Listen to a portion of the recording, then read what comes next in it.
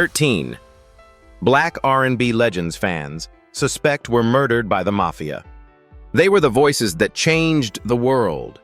Sam Cooke, Whitney Houston, Prince, Michael Jackson, and more. But behind the music we loved lies a chilling pattern of sudden endings, bruised bodies, and unfinished contracts.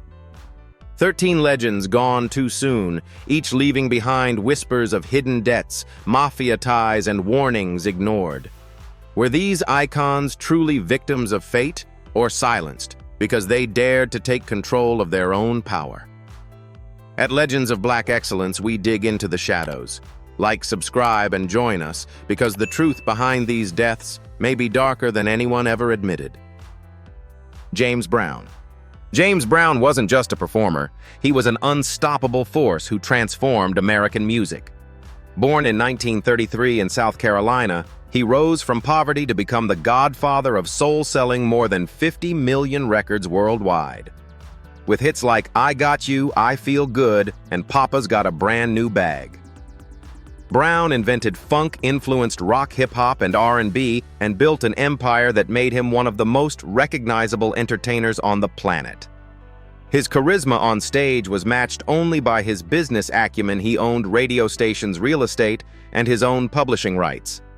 But such power often comes with enemies, and Brown's later years were filled with turbulence.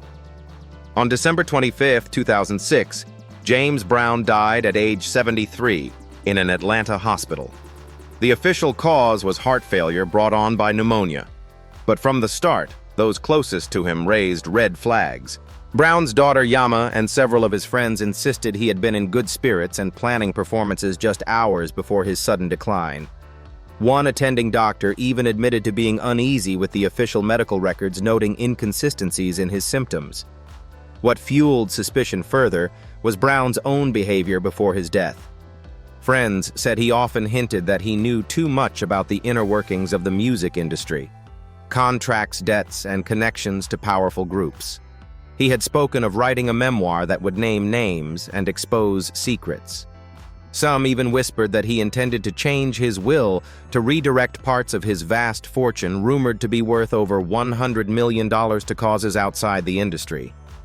But he died before he could finalize those changes. Was it coincidence or something more calculated? Adding to the intrigue, nurses at the hospital reported unusual visitors in his room the night before he passed, men who weren't family or medical staff. After his death, his estate became embroiled in years of bitter legal battles.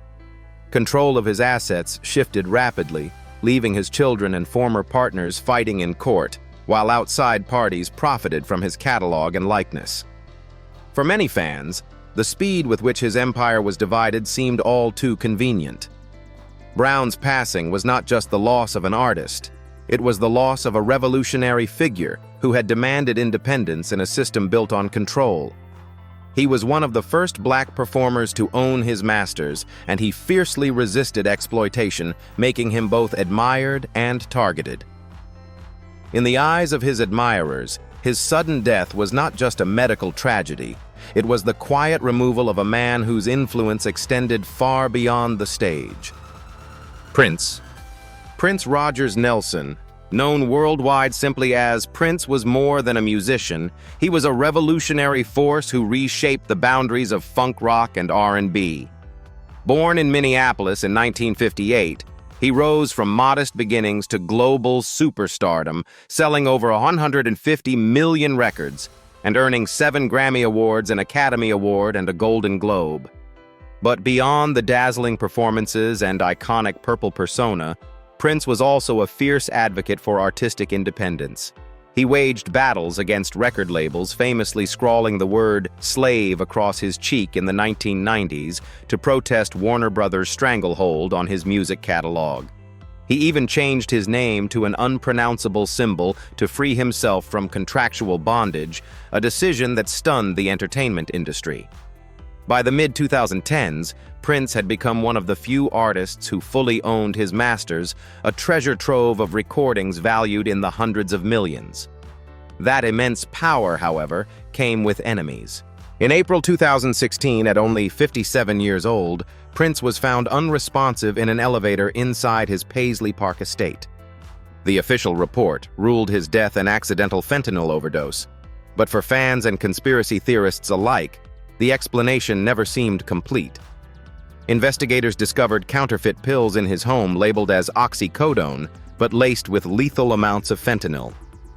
How a man as meticulous as Prince, who often criticized the pharmaceutical industry, ended up with tainted drugs remains one of the most unsettling mysteries in music history. Even stranger, just weeks before his death, Prince's private jet was forced into an emergency landing after he suddenly lost consciousness. At the time, his representatives claimed he had the flu, but insiders later revealed he had been given a life-saving Narcan injection, a treatment for opioid overdose. Looking back, many wonder if this was the first sign that someone close to him was deliberately placing him in danger. The timing only deepened suspicions. Days after his passing, legal battles over his estate erupted, with banks, lawyers, and distant relatives vying for control of the legendary Prince Vault, a collection of thousands of unreleased recordings. This vault, which Prince had fiercely guarded during his life, instantly became a goldmine for the industry he had resisted for decades. To many, it seemed too convenient a man who had resisted corporate chains for years was suddenly gone, and the very forces he fought against were now dividing his empire. Prince's death echoed a chilling pattern seen in other Black R&B icons. A larger-than-life artist, financially independent and unwilling to compromise, suddenly removed from the stage under suspicious circumstances. Unlike others, however, Prince had been outspoken about these dangers, once warning in an interview, "If you don't own your masters own you." In the end, the Purple One's legacy continues to thrive, but the questions surrounding his final days still burn. Was he merely a victim of America's opioid crisis? Or did his refusal to bow to the system make him a target for elimination? Whitney Houston. Whitney Houston was more than a superstar. She was a voice that defined an era. Born in 1963 into a musical dynasty, her mother Cissy Houston, a gospel great, her cousin Dionne Warwick, a pop icon, Whitney seemed destined for greatness. By the late 1980s, she was the best-selling female artist in the world, with hits like I Will Always Love You and Greatest Love of All, cementing her as one of the greatest vocalists in history. Over her career, she sold more than 200 million records, earned 6 Grammys, and broke barriers as a black woman commanding arenas worldwide. Yet behind the polished image and unmatched voice, Whitney was caught in a dangerous web of contracts, financial pressures, and alleged debts that some believe ultimately led to her tragic demise. On February 11, 2012, hours before she was set to attend a Grammy party at the Beverly Hilton Hotel, Whitney was found submerged in her bathtub. The coroner's report cited accidental drowning compounded by heart disease and substance use. But fans and investigators quickly pointed to chilling inconsistencies. A private detective, Paul Hubel, claimed that hotel surveillance footage showed 2 unidentified men entering the area of her room just before her death. Their identities were never made public. Witnesses also reported hearing Whitney engaged in a heated phone call that day, arguing as though cornered by demands she could no longer fulfill. Could it be that her untimely end was less an accident and more the silencing of a legend entangled in debts she could not escape? What fuels suspicion even more is the timing. In her later years, Whitney's once impeccable finances had collapsed. Despite her global success, she was rumored to owe millions of dollars and had been forced to keep performing in order to pay mounting bills. Friends later shared that she often spoke about feeling trapped and surrounded by people who cared less about her health than her financial output. And yet in the days before her death, she seemed upbeat, excited to attend Clive Davis's pre-Grammy gala. In the middle of this mystery lies a heartbreaking question for fans. Do you believe Whitney Houston simply fell victim to her personal struggles? Or was she pushed into an early grave by unseen forces who wanted control of her legacy? What makes the story even more unsettling is what followed. Within weeks, her music sales skyrocketed. Contracts were renegotiated, and her estate became immensely profitable. Her only daughter, Bobby Christina Brown, later died under eerily similar circumstances in 2015, found unconscious in a bathtub and never recovering. To many, the parallels were not coincidental, but a grim echo of the same forces that had consumed her mother. Whitney Houston sang of love, hope, and triumph, yet her life ended surrounded by rumors of betrayal, debts, and hidden enemies. Official records will always call it an accident. But for millions of fans, her story represents something darker, the fall of a queen whose voice threatened to rise above the system, only to be silenced before she could reclaim her throne. Michael Jackson. Michael Jackson's life was unlike any other in music history. Born in 1958 in Gary, Indiana, he went from child prodigy in the Jackson 5 to global icon with Thriller still the best-selling album of all time with over 70 million copies sold worldwide. He broke racial barriers on MTV, set Guinness World Records, and became known as the King of Pop. But behind the fame, Michael was also a shrewd businessman. In 1985, he purchased ATV Music, which included the entire Beatles catalog, later merging with Sony to create a publishing empire worth billions. That move, while visionary, placed him in direct conflict with some of the most powerful corporations and figures in the music industry. In his final years, Michael confided to friends and family that he feared for his life. In leaked recordings, his trembling voice could be heard saying, "They're going to kill me." He believed shadowy forces wanted his catalog and control over his wealth. Just weeks before his passing, he signed a massive $400 million deal with AEG Live for his This Is It concert series, set to return him to the world stage. Yet the very scale of this comeback raised questions: would his triumphant return disrupt the industry's control of his assets? On June 25, 2009, Michael was found unresponsive in his Los Angeles home. Official reports concluded that Dr. Conrad Murray administered a fatal dose of propofol, a powerful sedative. Murray was convicted of involuntary manslaughter. Still, for many fans, the explanation felt incomplete. Why was a superstar treated with hospital-grade anesthetics outside of a medical setting? Why did Michael's warnings about being hunted sound so prophetic? What makes the story even more unsettling are the details surrounding his estate. Almost immediately after his death, control of his catalog and likeness shifted into the hands of corporate entities. Profits soared. His estate earned more than $2 billion in the decade following his passing. Fans saw this as proof that powerful groups benefited more from Michael's absence than his presence. Adding to the suspicion, former manager Frank DeLeo reportedly kept notes suggesting there was a Mafia-linked contract on Michael's life. Michael himself had once warned about powerful Italian men watching him. While no evidence directly tied organized crime to his death, the whispers have never gone away. His longtime attorney Tom Messereau later said, "Michael told me many times he was worried about people trying to get rid of him." Michael Jackson's death ended a life of unparalleled artistry, but it also left behind a void filled with unanswered questions. He was a genius who sought freedom and ownership, yet his warnings went unheeded. Today, fans celebrate his legacy with love, but also with unease, forever haunted by the possibility that the King of Pop knew the truth of his own fate. Sam Cooke. Sam Cooke was more than a singer, he was the architect of modern soul. Born in 1931 in Clarksdale, Mississippi, and raised in Chicago, he transformed gospel roots into mainstream hits like "You Send Me" and "A Change Is Gonna Come." By the early 1960s, Cooke was not only a chart-topping star, but also a businessman. He founded his own publishing company and label, a daring move at a time when black artists were rarely given ownership of their work. His vision was revolutionary. He wanted to control his masters, negotiate fairer deals, and ensure artists were paid for their music.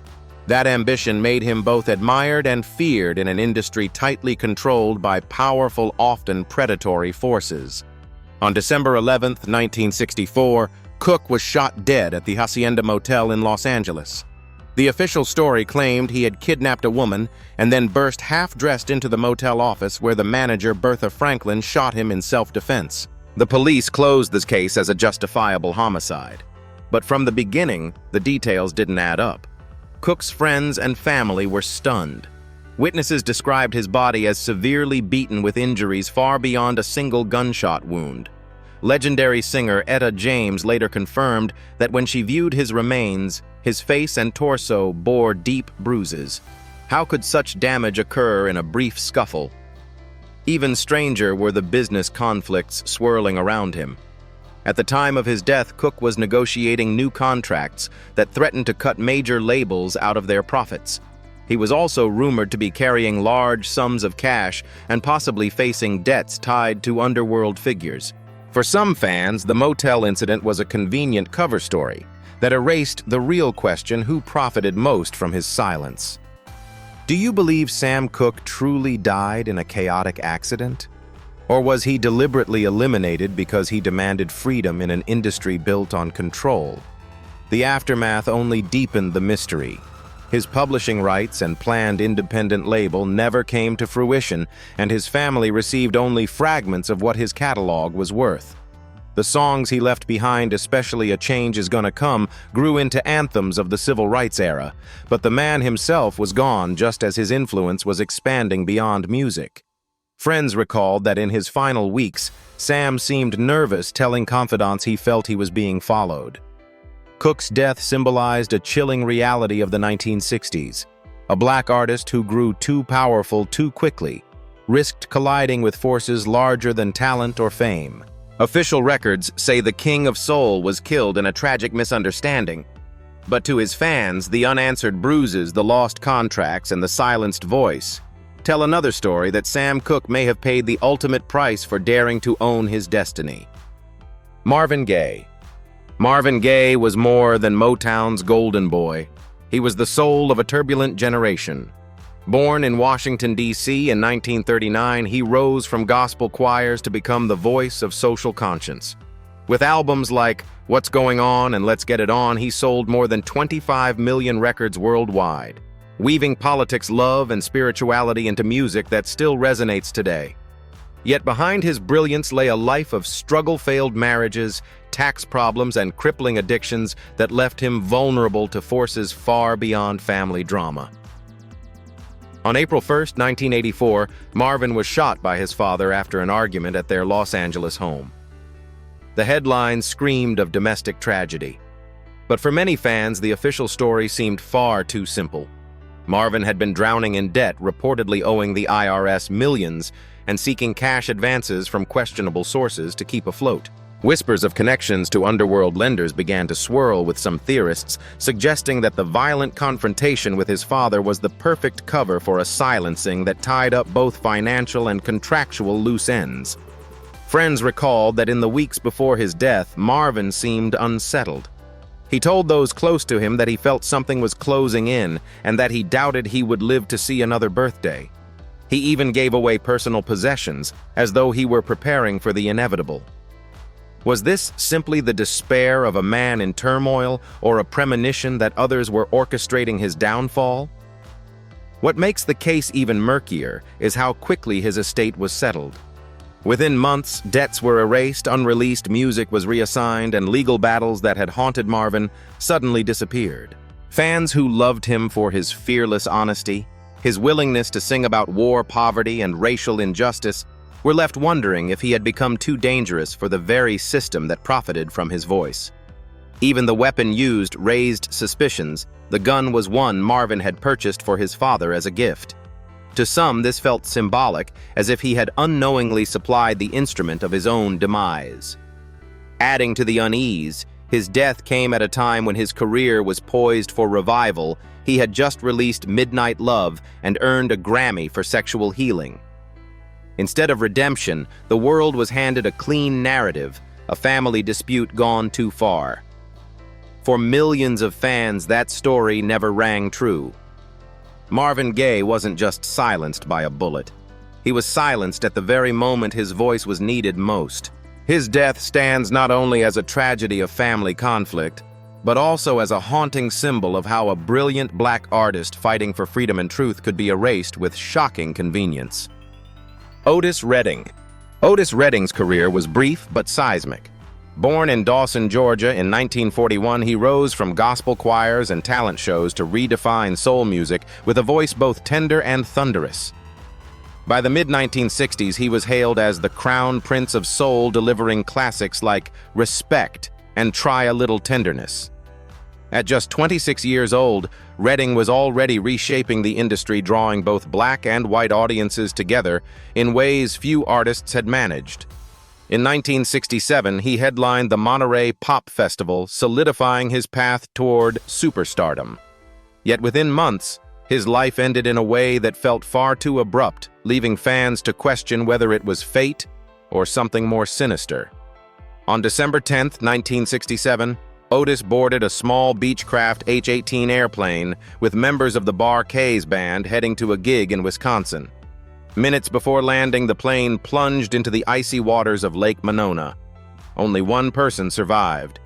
The official explanation pointed to bad weather and pilot error, but the details raised doubts.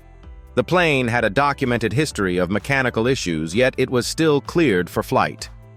Even more troubling, Otis was in the midst of renegotiating contracts that would have granted him greater control of his publishing rights, an act many powerful insiders saw as dangerous. Redding's death came just days after recording Sittin' on the Dock of the Bay. The song, released posthumously, became his only Billboard #1 single, selling over 4 million copies. Fans couldn't help but notice the timing. A song destined to elevate him into a new stratosphere turned into his farewell. Was his fatal flight simply a tragic accident, or did his growing independence threaten interests too powerful to ignore? The aftermath only deepened suspicion. Within weeks, his catalog was managed not by his family, but by business entities that reaped immense profits from his legacy. The Bar-Kays, his backing band, were decimated by the crash, leaving fewer voices to testify about what really happened that night. The lone survivor trumpeter Ben Cauley later admitted he remembered almost nothing of the crash itself, a silence that some found eerie. Otis Redding's death robbed the world of a man on the cusp of becoming one of the greatest entertainers of all time. He had the charisma of James Brown, the songwriting talent of Sam Cooke, and the ability to bring together audiences across racial lines during one of America's most divided eras. Instead of seeing his promise fulfilled, fans were left with a haunting what if, and the uneasy sense that the industry benefited more from his absence than his presence. His music lives on, but the questions remain. For many, the crash in icy Wisconsin skies was not just an accident. It was the silencing of a young black star whose brilliance threatened to rewrite the balance of power in music forever. Donny Hathaway. Donny Hathaway's voice was like a balm for the soul, warm, spiritual, and overflowing with emotion. Born in 1945 in Chicago and raised in St. Louis, Hathaway was a child prodigy who attended Howard University on a fine arts scholarship before diving into the world of professional music. By the early 1970s, he was hailed as one of the brightest voices in R&B, known for timeless tracks like A Song for You and his duets with Roberta Flack, including the Grammy-winning Where Is the Love? With only 3 solo studio albums, Hathaway established himself as a genius songwriter, arranger, and performer who could blend gospel, soul, and jazz like few others. But while the public adored his music, Hathaway's personal life told a darker story. He struggled with severe mental health challenges, including a diagnosis of paranoid schizophrenia, which required constant treatment. At the same time, he was bound by recording contracts that many believed exploited his talents without giving him the financial stability he deserved. Friends later recalled that he often complained of feeling controlled, as if his career was being steered by forces he could not escape. On January 13, 1979, Donny Hathaway's life ended in a way that shocked the music world. He was found outside Manhattan's Essex House Hotel after falling from the 15th floor. The official report ruled it a suicide. But the story immediately raised questions. Only hours before, Hathaway had been in good spirits, laughing in the studio and excitedly discussing new material with Roberta Flack. He was set to revive his career with a major collaboration album. There was no suicide note, no sign of despair, only a man who seemed ready to rise again. How could someone go from hopeful to lifeless in a matter of hours? The hotel room itself deepened the mystery. Friends said the window from which he fell was difficult to open, raising the possibility that someone else had been involved. Yet no suspects were ever identified, and the case was quietly closed. For fans, the suddenness of it all was unbearable. The man whose voice had given them healing left without a goodbye. What followed was equally unsettling. Record labels quickly released compilations and live recordings, profiting heavily from the renewed interest in his music. Meanwhile, whispers spread that Hathaway had been trying to renegotiate contracts and gain more control over his catalog before his death. For some, this tied him to the same chilling pattern seen with other R&B greats who sought independence but were silenced before achieving it. Donny Hathaway's legacy remains one of beauty and sorrow. His voice continues to inspire generations, sampled by modern artists and celebrated on soundtracks. Yet his story ends in a cloud of unanswered questions. Was he a fragile genius lost to his illness, or a man who knew too much, silenced just as he was ready to shine again? For his fans, the truth may never be clear, but the suspicion never fades. Phyllis Hyman. Phyllis Hyman had a voice that could fill a room with both power and fragility. Born in 1949 in Philadelphia, she was a statuesque beauty standing nearly 6 feet tall, often compared to a goddess on stage. In the late 1970s and 1980s, she became a star with hits like You Know How to Love Me and Living All Alone, blending jazz sophistication with R&B elegance. Her performances were magnetic, earning her a Tony Award nomination for her role in the Broadway musical Sophisticated Ladies. Yet for all her talent, Phyllis battled an industry that seemed determined to drain her rather than celebrate her. Behind the spotlight, her financial troubles were crushing. Despite her success, Phyllis was entangled in contracts that paid her far less than she deserved. She reportedly struggled with debts that stretched into the hundreds of thousands, forcing her to keep performing even when her health and spirit were faltering. Close friends recalled her often saying she felt like she was working just to pay off everyone else. Adding to her pain, she fought against depression and bipolar disorder at a time when mental health in the black music community was rarely acknowledged or supported. On June 30th, 1995, the music world was stunned. Just hours before she was scheduled to perform at an Apollo Theater show celebrating Arista Records' 20th anniversary, Phyllis was found in her New York apartment. She had left behind a heartbreaking note. I'm tired. I'm tired. Those of you that I love know who you are. May God bless you. The official cause of death was suicide. But even in tragedy, fans could not help but question, was this entirely her choice, or was she pushed into a corner by an industry and debts that left her no escape? Do you believe Phyllis left because of her personal exhaustion, or because hidden pressures made life unbearable? Adding to the suspicion, many of her final shows had been linked to promoters with ties to underground networks. Friends noted that unfamiliar handlers sometimes accompanied her, ensuring she met obligations no matter her condition. To some, this suggested she was less an artist and more a product being squeezed for every last dollar. The timing of her death on the very day of a high-profile performance only deepened the unease. After her passing, her albums experienced renewed sales and her voice once again graced radio waves. Yet her estate remained tied up in legal and financial disputes, further convincing fans that she had been trapped in a system designed to profit from her even after her death. Phyllis Hyman's story is as heartbreaking as it is inspiring. She was a woman who defied conventions, who sang with unmatched depth, but who also carried a burden far heavier than her audience could see. Her death stands as a chilling reminder that talent alone could not shield her from exploitation. And for many, her final note was not just the words of a weary soul. It was the last cry of an artist who had been drained by invisible hands long before her voice was silenced. Aaliyah. Aaliyah Dana Houghton, affectionately known as the Princess of R&B, was born in 1979 in Brooklyn and raised in Detroit. From a young age, her destiny was clear. At just 15, she burst onto the scene with Age Ain't Nothing But a Number, and by her second album, One in a Million, she had become one of the most influential young stars in music. Her angelic voice, cool style, and effortless blending of R&B with hip-hop set her apart. She sold over 30 million records worldwide in just a few years, starred in films like Romeo Must Die, and was cast in high-profile projects including the Matrix sequels. At only 22, she was positioned to become one of the most powerful black women in entertainment.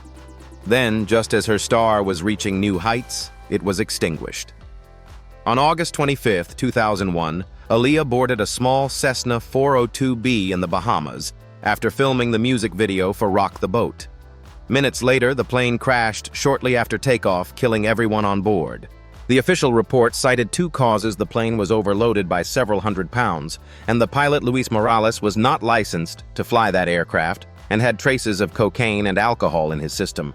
On paper, it looked like tragic negligence. But for millions of fans, the story didn't sit right.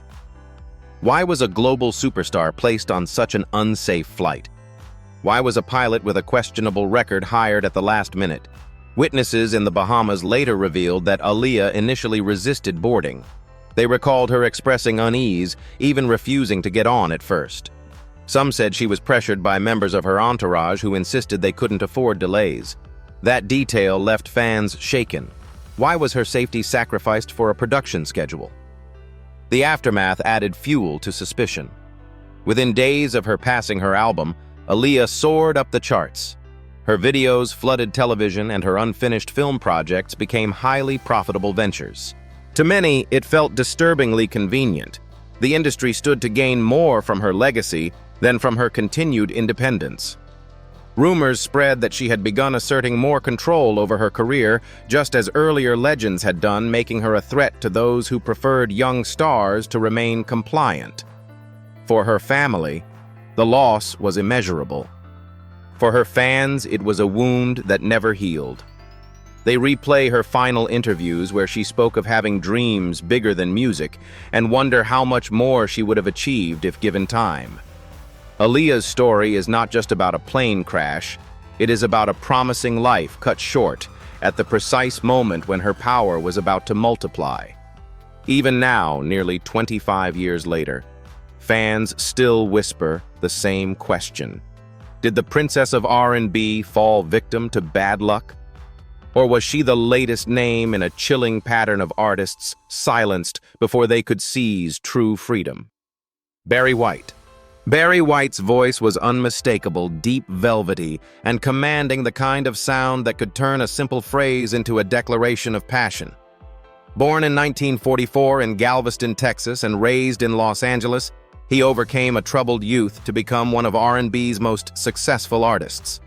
With his Love Unlimited Orchestra and unforgettable solo albums, Barry sold over 100 million records worldwide, becoming the maestro of love.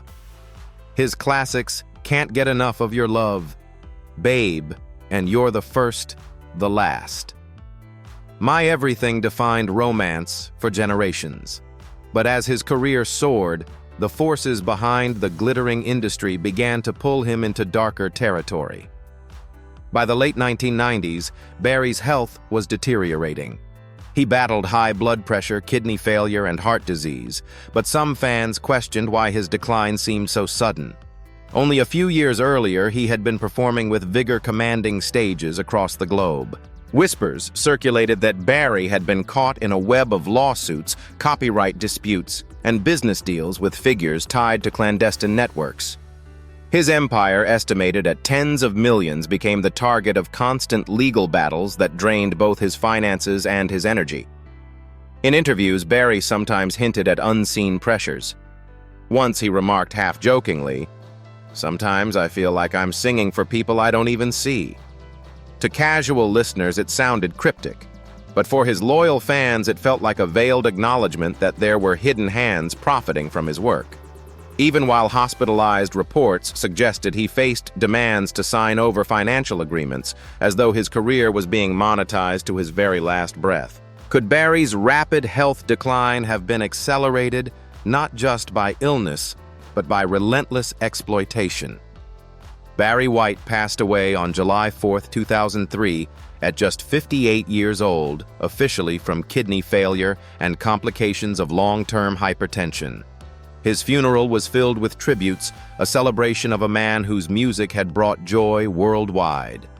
But beneath the outpouring of love, a darker narrative persisted.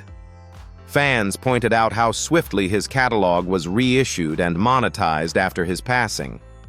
His voice, once his own gift to the world, became an asset, tightly controlled by the very structures he had struggled against. Unlike many of his peers, Barry rarely spoke publicly about conspiracies or fears for his life. Yet his story carries the same uneasy pattern: immense success, increasing independence, sudden decline, and then a profitable legacy for everyone but the artist himself.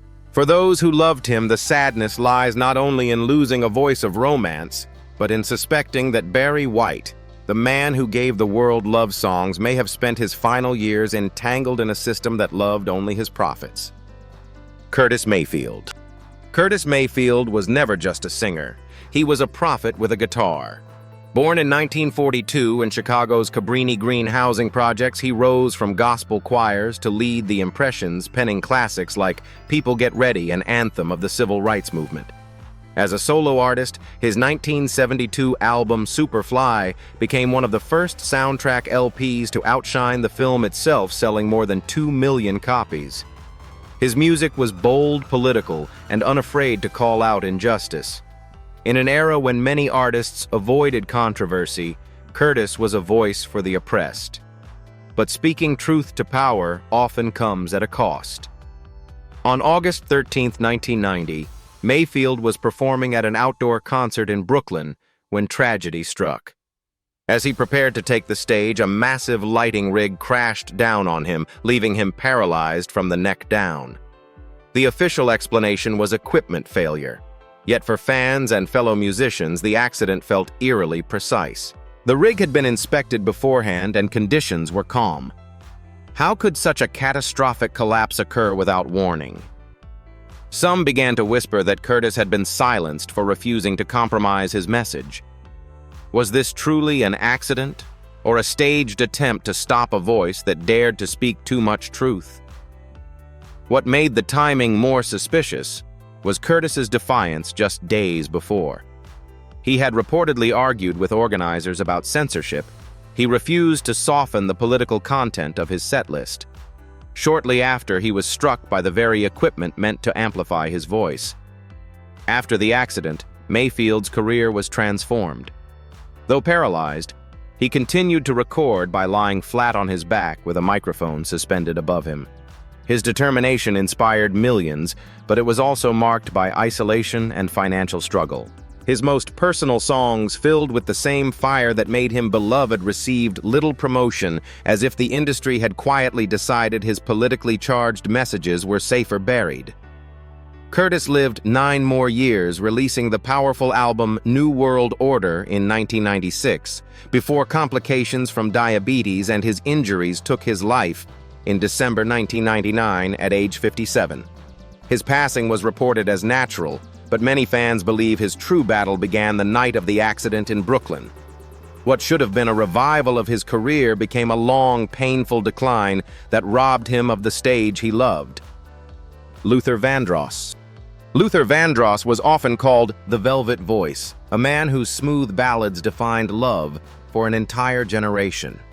Born in 1951 in New York City, Luther rose from a jingle singer and backup vocalist to one of R&B's most cherished icons. By the 1980s and 1990s, he had sold over 40 million records, won 8 Grammy Awards, and built a reputation as the master of romantic anthems like Never Too Much and Here and Now. His voice was unmatched, soulful, warm, and intimate, like a whispered promise. But behind the glamour and applause, Vandross carried burdens that his fans only glimpsed from afar. Despite his success, Luther was often caught in the machinery of the industry. Reports suggested he was tied to long-term contracts that demanded constant touring and performances, even when his health began to falter. Friends later recalled that he sometimes joked, "They won't let me rest even if my body gives up." That remark, half in jest, became chilling after 2003, when Luther suffered a massive stroke that left him partially paralyzed and struggling to speak. Though the public was told it was simply health complications tied to diabetes and high blood pressure, many fans felt uneasy. Luther had long complained about exhaustion and being pressured into commitments he no longer wanted. He was said to be sitting on a collection of unreleased recordings that never saw the light of day, material that mysteriously disappeared after his illness. Was Luther's decline purely medical, or was he pushed beyond his limits by those determined to squeeze every drop of profit from his talent? When Luther passed away on July 1, 2005, at just 54 years old, the world mourned. The news shocked fans not only because of his relatively young age, but because his voice still sounded timeless in the songs that filled radio waves and wedding halls. Within months of his death, his albums surged in sales and his estate became highly profitable, fueling speculation that the industry once again benefited more from the artist's absence than his presence. Adding to the unease were stories of how Luther's career had been guided. Insiders claimed he had little control over some of his biggest deals, often signing under pressure. Unlike contemporaries who fought openly for independence, Luther avoided confrontation. Yet that very reluctance may have made him more vulnerable to exploitation, trapped in a cycle where his only true freedom was in his music. For millions of listeners, Luther Vandross will always be the soundtrack of love. His ballads remain timeless, his voice eternal, but the shadows surrounding his final years, contracts, missing recordings, and a body pushed to the edge still spark uneasy questions. The velvet voice may have left the stage, but his passing reminds us of a haunting truth. Sometimes even the most beautiful voices are not allowed to rest in peace. 13 voices, 13 unfinished stories. Each legend left us timeless music, but their sudden departures continue to spark suspicion and fear. Were these icons truly victims of fate, or did hidden forces pull the strings to silence them when they sought too much freedom? The truth may never be written in police files, but it lingers in whispers, bruises, and vanished contracts. At Legends of Black Excellence, we honor their brilliance, but we also refuse to ignore the shadows. So tell us, do you believe their deaths were accidents or carefully orchestrated endings?